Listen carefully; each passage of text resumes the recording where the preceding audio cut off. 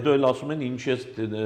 Նիկոլի դեմ խոսում։ Բա այ մարդը ոչ մի խոստում չի կատարել։ Այդ խոստումները ճիշտ հակառակն են կատարել։ Բա ինչ անենք, ինչ ասենք։ Ասենք բրավո լավ ես արել այդ բանով։ Տեսեք, երևի նորից ինչ որ մի զիջումներ խոստացավ, որը վաղը այս անգամ բանը Էրդողանը պիտի ասի խոստացել եք կատարեք։ Ինչ խոստացել եք այս բանը։ Եվ ինքը կարող է փաստել առաջ տնե։ Հիմա ինչ է խոստացել, չգիտեմ իհարկե։ Հայաստանում Իրանի դեսպանը ասում է, որ էլ մտահոգվելու խնդիր չունեք, մենք այստեղ ենք ասում է։ Պատկերացնում եք օտար ազգի ներկայացուցիչը գալիս է իմ ազգին ասում է ես եկել եմ մի վախեցի այսինքն մարդը այնքան տեսնում է որ ժողովուրդն էլ տեսնում է որ իրենք այնպես անդեր մնացած են մեր իսկ կառավարության կողմից ինչ որ մեկը պիտի պաշտպանի մեզ եւ այդպես էլ անում է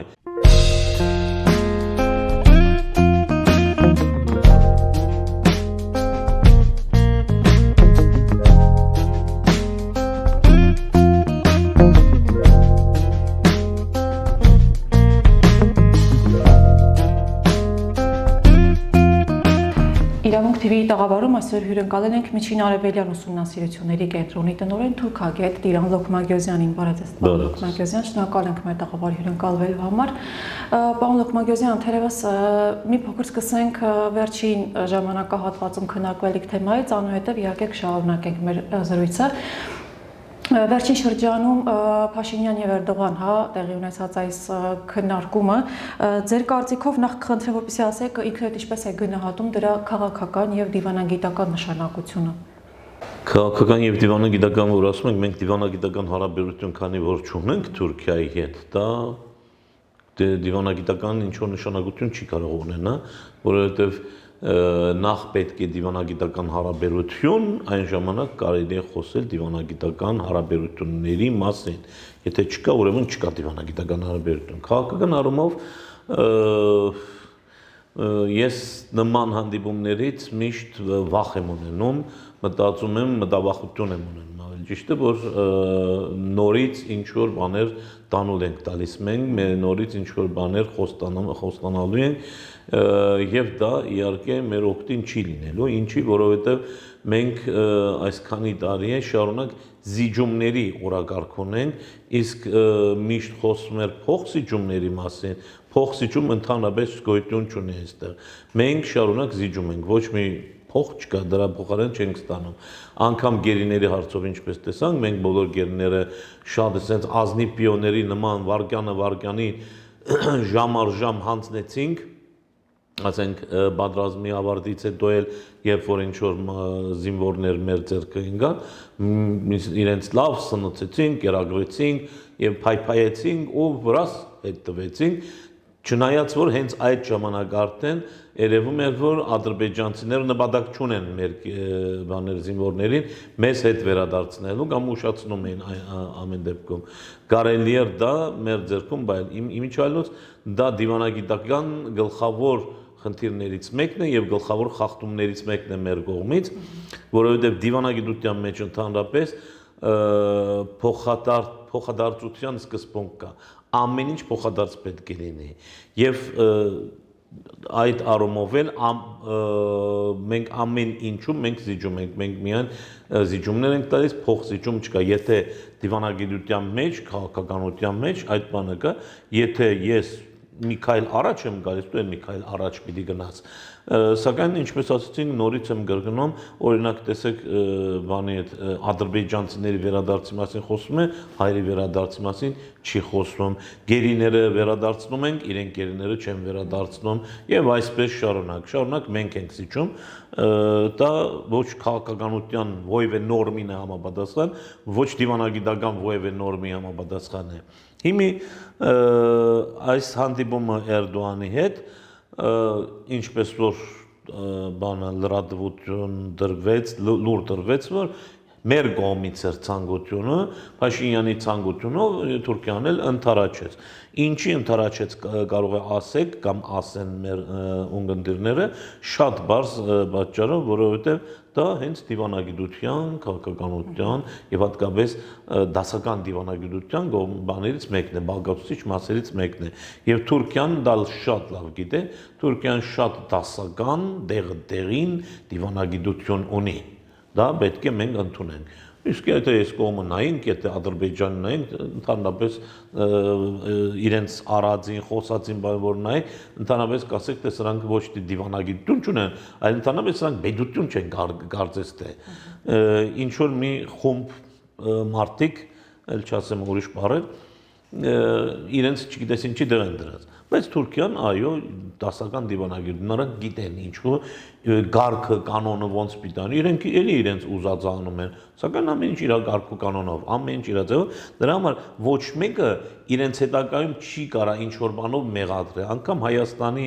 անկախության ճանաչումը, տեսեք, առաջիններից եղավ Թուրքիան, բայց Թուրքիան ճանաչեց Հայաստանը, Վրաստանը եւ Ադրբեջանը իրար հետ։ Չասեց թե չէ, ես Ադրբեջան ճանաչում եմ, բայց Հայաստանը չեմ ճանաչում։ Դա դիվանագիտություն, բայց հետո ինչ։ Միայն ճանաչեց անկախությունը, բայց դիվանագիտական հարաբերություն չստեղծեց Հայաստանի հետ։ Սա է դիվանագիտությունը, սա է քաղաքականությունը։ Եթե չենք իմանում, կարելի է սովորել, շատ լավ օրինակ ունենք մեր առջև։ Դրա համար է Էրդողանն էլ ընդառաջեց, ասեց թե արի, շատ ես ուզում իմ մոտ կաս, իմիջիայլոց դա էլ դիվանագիտության մեջ ամեն ինչ սիմվոլիկ է։ Դա էլ ով ում մոտ է գնում եւ այլն ոնց են դիմավորում, դրանք բոլորը նշանակություն են։ Եթե շատ ես ուզում իմ մոտ կաս, դե արի։ Եվ մեր վարչապետն էլ բանը ասենց դերքեր ձալած գնաց իր մոտը բանը ոնց որ ասենք աշակերտ ուսուցչի մոտ է գնում կամ ծառան տիրոջ մոտ է գնում այդ վերաբերյալ ինչ այլոց իր գեցվածքն են միշտ եթե Ալիևի մոտ է գնում եւ կամ Էրդողանի մոտ է գնում այդպես է եւ չկարծեք թե դա պատահական է դա էլ հատուկ է անում երբ որ ասենք Ալիևի մոտ է գնում ինքը այդպես թափ-թփած քայլվածքով է քայլում, բայց Հայաստանում քայլելուց այդպես չի քայլում։ Դա ինադու է անում, գիտակ ծապար է անում։ Հայաստանի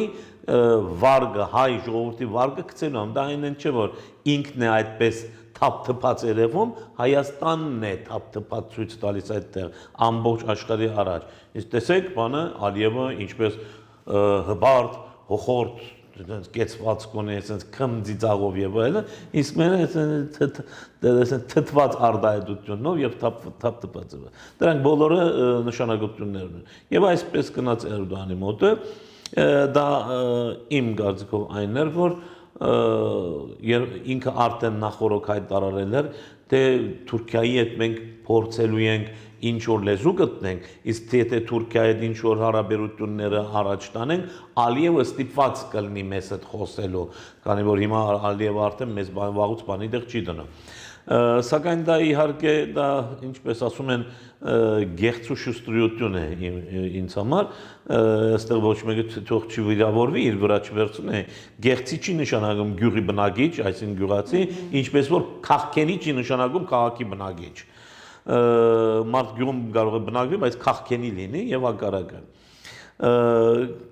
Այսինքն իր այդ իրեն բանի դեր դրած, շուստրի դեր դրած, կարծում եմ որ Էրդողանի նման մարդուն կարող է խափի ինչ որ բան է, իսկ Էրդողանի նման գայլը հազարատ Փաշինյան գնա, նա չի խափնովի իհարկե։ Ամբողջ Թուրքիան խափել է, ամբողջ աշխարհը խափել է մինչև այսօր քանի տարի է, որ քեզնից պիտի խափվի։ Փորձում է որ ինչ որ մի կարծեք թե երկխոսություն առաջ շատնա կամ այդ տպավորությունը թողնի աշխարհի առջև է, որ ինքն էլ մտածում է որ բան Ալիևն էլ դրա վրա գազդվի եւ այլն։ Հիմա դրա վրա գազդվի միայն միամիտ հայ ժողովուրդ ուրիշ ոչ մեկը, գուցե նաեւ դրա մասին է մտածում։ Բայց գնաց ոչ բան դուս չկա իհարկե, որովհետև տեսանք որ նախ միադեղ հայտարարություն չարեցին, այլ առանձին ինչ-որ բաներ, դասական բաներ ասեցին, հա նստեցինք, խոսեցինք, շատ լավ էր եւ այլն, բայց կոնկրետ ոչ մի բան չկար, սակայն այնուամենայնիվ ես էլի վախենում եմ, որ կոնկրետ ինչ-որ զիջումներ խոստացավ։ Այդ խոստանալը ինչ որ զիջումներ խոստանալ հատկապես դարձել է արդեն մեր երկրի քաղաքականությունը կամ մեր վարչակազմի քաղաքականությունն է դարձել շարունակ գնում են ինչ որ միտեղ գաղտնի հանդիպումներ են անում գաղտնի խոսակցություններ ոչ նախորոք են հայտարարում թե ինչի մասին են խոսելու ոչ հետո են հայտարարում թե ինչի մասին խոսել են մեկ էլ ինչ որ բաներից ավելի շատ հիմնականում Ադրբեջանից իմանում ենք թե ինչ է գա խոսվել եւ այլն նոր գլխի են գտնում եւ գլխավոր այն բանը որ Ալիևը շարունակ ասում էր որ խոստացել եք դե պիտի կատարեք խոստացեք բայց ինչ եք խոստացել մենք ինչքան մենք գիտենք մենք բամբոջման չենք խոստացել ուրեմն փակ դռների հետևում լիֆտի մեջ եւ այլն ինչ որ բան է խոստանում այս մարդը առանց ժողովրդին ասելու առանց մեզ հարցնելու չնայած որ ինքը մեր ներկայացուցիչն է այսինքն դերը մենք ենք իրեն դրել մենք պետք է իմանանք մեզ պետք է այսպես ասած աչոտ տա ինքը չի դանում չի տալիս եւ ինքը նաեւ իր խոստումն է դրժում որ տվել էր ժամանակին հանրապետության հրապարակում երբ որ ասեց որ ոչ մի մութ անգյուններում առանց ձեզ ասելու ստորագրություններ չենք դնելու չենք խոստումներ տալու բոլորը դասպես կհավաքենք բոլորիդ եւ ձեզ կհարցնենք դուք կորոշեք իսկ ինչ արեց այսքան տարվա մեջ ճիշտ հակառակներ ինչպես որ մնացած բոլոր խոստումները հետո էլ ասում են ինչ է Նիկոլի դեմ խոսում բայց մարդը ոչ մի խոստում չի կատարել այդ խոստումները ճիշտ հակառակն են կատարել բայց ինչ անենք ինչ ասենք բրավո լավ է արել այդ բանով հիմա նորից ես եթե տեսնում եմ որ ոչ գնալուց մի բան ասվեց թե ինչի մասին է ուզում խոսել ոչ դրանից հետո չասվեց թե ինչի մասին խոսել են ուրեմն ինչ որ մի բան կա ես որովհետեւ փորձը ցույց է տալիս Փորձը ցույց է տալիս, որ ինքը եթե այսպես է վերաբերվում, այսպես է վարվում, ուրեմն մի բան կա, մի վտանգավոր բան կա։ Տեսեք, երևի նորից ինչ որ մի զիջումներ խոստացավ, որը վաղը այս անգամ բանը Էրդողանը պիտի ասի խոստացել եք կատարել։ Ինչ խոստացել եք այս բանը։ Եվ ինքը կարող է փաստեր առաջ տնել։ Հիմա ինչ է խոստացել, չգիտեմ իհարկե։ Ես պարոն Լոկմանկյան շատ ներողություն, քանի որ ձեր խոսքում նշեցիք այդ միգուցե ինչ-որ բան խոստացել է այդ մասին, ամեն անգամ կարծես համընկնումներ լինում, երբ Հայաստանում ներլարված, հա, ներքին առավել լարված վիճակներ են տիրում, այդ բaragայում կարծես նոր խոստումներ են, հա, նաև իրականացում հակառակ կողմից։ Մենք ինչպես գիտենք, ներհայաստանյան վիճակում նաև եկեղեցու շուրջը այժմ ավելի կուտակումները շարունակվում գնալ, լարվածությունը շարունակվել եւ ձեր խոսքում որ նշեցիք, միգուցե ինչ-որ խոստումներ է տալիս, որը վտանգավոր եք դիտարկում։ Արդյոք այս զուգահեռները համընկնում են, թե պարզապես այնքան էլ ոչ։ Այո, այդպիսի բան կա իհարկե, բայց ոչ թե ներքին քաղաքական խնդիրների պատճառով արտաքինը, այլ ես կասեի, որ եթե արտաքին ինչ որ մի բաներ են կատարվելու, որ մեզ համար ձեռնտու չէ, որ ներքին քաղաքականության մեջ ինչ որ բաներ են մոգնում այսպես ասած, որ դա փագի այդ բանը։ Այստեղ այնպիսի շուխուր եւ այստեղ այո, այս օրերին այնպիսի մեծ շուխուր կա, ուրեմն ավելի շատ պետք է վախենանք, որ արտաքին քաղաքականությունում ինչ որ բաներ դանուլ ենք տալու ենք էլի, ինչ որ բաներ խոստանում են, հանձնում են եւ այլն։ Որովհետեւ եկեղեցու դեմ արշավը ինչի են այսքան ուժեղ արշավանում։ Իհարկե այստեղ դրա նախորդել էր Ալիևի կամ ընդհանրապես բանը Ադրբեջանի ղեկավարների խոսույթները, չէ՞ որ ասել էին այ եկեղեցին է ռևանշիստների բունը, եկեղեցուն պետք է կարգի բերել եւ այլն, բանը իրենց գրոնապետն էլ խոսեց, չէ՞ Դրանից հետո միանգամից է սկսվեց Հայաստանում այս արշավը։ Այսինքն հրանք են ստանում, այնտեղ հրաման են ստանում այնտեղից։ Այնտեղից է գալիս։ Եկեղեցու դեմ պետք է ինչ-որ քայլ անել, ուրեմն մերոնք էլ վրա սկսում են եկեղեցու դեմ ինչ-որ քայլեր անել։ Բարձ երևում է, որ սրանք հրաման կատարողներ են, հրաման ստանում են եւ այդ հրամանը փորձում են ամենալավ ձևով կատարել։ Եկեղեցի դավայ, եկեղեցու դեմ բան կանենք։ Սահմանադրություն Ես սահմանադրությունը կփոխենք, գերբը կփոխենք։ Մեկ է տեսնում եք մեր մեջ, այսինքն մեր երկրում խոսույթ է փոխվում, նոր խոսույթ է գալիս, գերբի հետ կապված, սահմանադրության հետ կապված, եկեղեցու հետ կապված։ Հիմա մեծ արշավը եկեղեցուն է, ինչի։ Որովհետև տեսեք, մեր բոլոր ազգային կառույցները սկսած ոստիկանությունից, դատական կառույցներից, ԱԱԾ-ից, բանը արտգործնախարարությունից եւ այլն, արդեն ոնց որ թե թուրքական գազագերբություն են տարել, դրանք արդեն ձերից դվել ենք մենք, իր ձեռքում է եւ ոնց ուզում է ղեկավարում է։ Միակ ազգային կառույցը մենք ունենք, որը իրեն չի ենթարկվում եւ չի կարող ենթարկվի, որովհետեւ առանցին փակ կառույցը դա եկեղեցին է։ Եվ եկեղեցին ցույց է տալիս իր ազգային դիրքորոշումը, իր ազգային կողմնորոշումը եւ ինչպես որ նախկինում եղել է, դեր մեր եկեղեցու ամենաառաջին սկզբնական այդ շրջաններում եղել է, երբ որ թագավորը ցոփ ու շվայտ կյանք էր վարում եւ այլն, եւ կաթողիկոսը իրեն հանդիմանել էր եւ դրա համար էլ սպանվել էր թագավորի կողմից, այսօր նույն վիճակն է։ Եկեղեցին հանդիմանում է կառավարությունը, որ դու սխալ ճանապարհով ես գնում եւ իհարկե իշխանության դուր չի գալիս, իհարկե ոչ միայն իշխանության, մեր թշնամիների դուր չի գալիս եւ մեր թշնամիների հանձնակատարը եղող այսօրվա մեր իշխանությունը մի անգամից հարձակում է գործում եկեղեցու վրա։ Այսինքն նույն այն ժամանակվա գործունեությունն է։ Տեսեք, այսօր կաթողիկոսի գլուխն են պահանջում փոխաբերաբար իհարկե։ Այսօր կաթողիկոսի գլուխն են պահանջում։ Այն ժամանակ այո, թագավորը կարող էր միանգամից սպանել կաթողիկոսին, այսօր չի կարող սպանել կաթողիկոսին իհարկե, կամ ուղղակի չի կարող կաթողիկոսին սպանել, այսպես է ուզում սպանել, սա էլ մի տեսակ սպանություն։ Փորձում է։ Իհարկե, սա չլինելու բան է, եթե ասենք ուղղակի, ասենք, ինչ ասեմ, զինյաց արձակում եւ այլն չկատարեն եկեղեցու վրա, որովհետեւ եկեղեցին փակ համայնք է։ Սա մի միության նման է, հասարակական կազմակերպության նման է, որը իր անդամները ունի, իր կանոնադրությունը ունի։ Դրսից մարդ չկա, օրինակ շատ բարձրացեմ, ես օրինակ որպես հայ առաքելական սուրբ եկեղեցու հետևորդ, բանը հավատացյալ, ես չեմ կարող կաթոլիկ եկեղեցու կամ ինչ որ բողոքական ինչ որ եկեղեցու, անգլիկան եկեղեցու ներքին գործերի մեջ խառնվեմ։ Կասեն դու ով ես։ Անգլիկան եկեղեցուն ասեմ, չէ, ես պիտի սեն չագնեցեն, դուք ձեր ղեկավարին պիտի փոխեք, ասեմ, դու գիժ է երևի։ Դու ով ես, որ դու որոշում ես, թե մենք մեր ղեկավարին պիտի փոխենք։ Նույնը մեր հայոց եկեղեցու հետ կապված է, բարձրապես կարելի է այդ մարդուն ասել դու գիժ ես երևի, որովհետև ոչ մեկը չի կարող հայոց եկեղեցու ղեկավարին փոխել, բացի հայ եկեղեցու անդամները, ով որ ընդրում է։ Ոնց որ ասենք թե Հայաստանի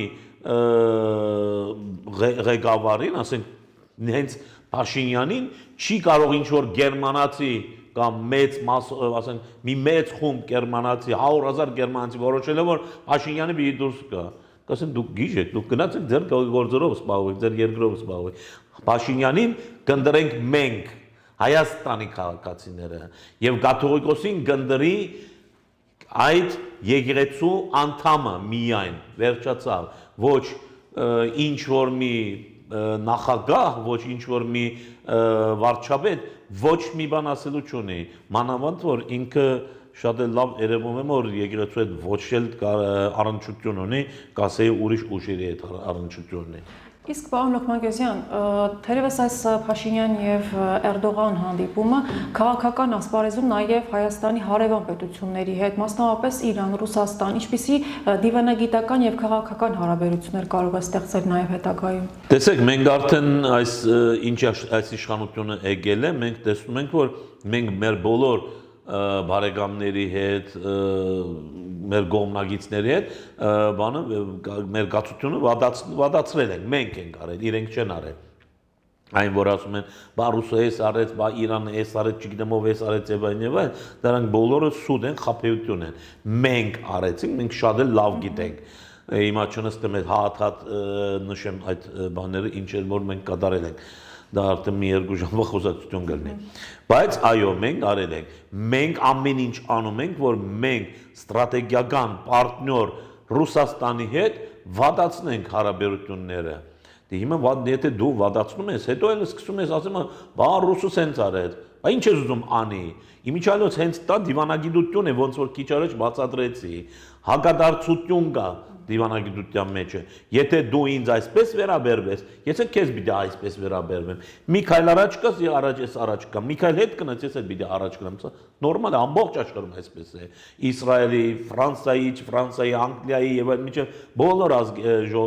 երկրների մեջ այսպես է։ Սա է դիվանագիտությունը։ Եթե դու քո արածը չես տեսնում, չես ներկայացնում, սակայն իրա կատարած քայլը տեսնում ես, դա արդեն գոմնակալություն է, դու խափում ես, քո ժողովրդիդ ես խափում։ Եվ այդպես մենք այսօր արդեն թե Ռուսաստանի հետ, թե Իրանի հետ ավելի վատ հարաբերություններ ունենք, քան մինչև այդ ունեցել ենք։ Այնպես չէ, որ Իրանը երբ որ շարունակ խոսում է մեր գարմիր գծերը ասում է հայ իրանական սահմանի հետ կապված, այնպես չէ, որ դա ասում է Թուրքիային կամ Ադրբեջանին, դա ասում է Հայաստանին, Հայաստանի ղեկավարությանն է ասում եւ մեծ ամոթ է, երբ որ Իրանը բանում Սյունիքում հյուպատոսություն է հիմնում եւ բացման այդ խոսակցության ժամանակ բանը Հայաստանում Իրանի դեսպանը ասում է, որ էլ մտահոգվելու խնդիր չունեք, մենք այստեղ ենք ասում է, պատկերացնում եք օտար ազգի ներկայացուցիչը գալիս է իմ ազգին ասում է ես եկել եմ մի վախեցի, այսինքն մարդը այնքան տեսնում է, որ ժողովուրդն էլ տեսնում է, որ իրենք այնպես անդեր մնացած են մեր իսկ կառավարության կողմից, ինչ որ մեկը պիտի պաշտպանի մեզ, եւ այդպես էլ անում է, եւ նորից եմ գրկնում, իրենց գլխավոր թիրախը, երբ որ ասում են, որ մեր կարմիր գծերն է, Ալիևը չէ, իրենց թիրախը Նիկոլն է, Նիկոլին են ասում, մեր կարմիր գիծն է, չհամարձակվես տալ այդ տարածը, այս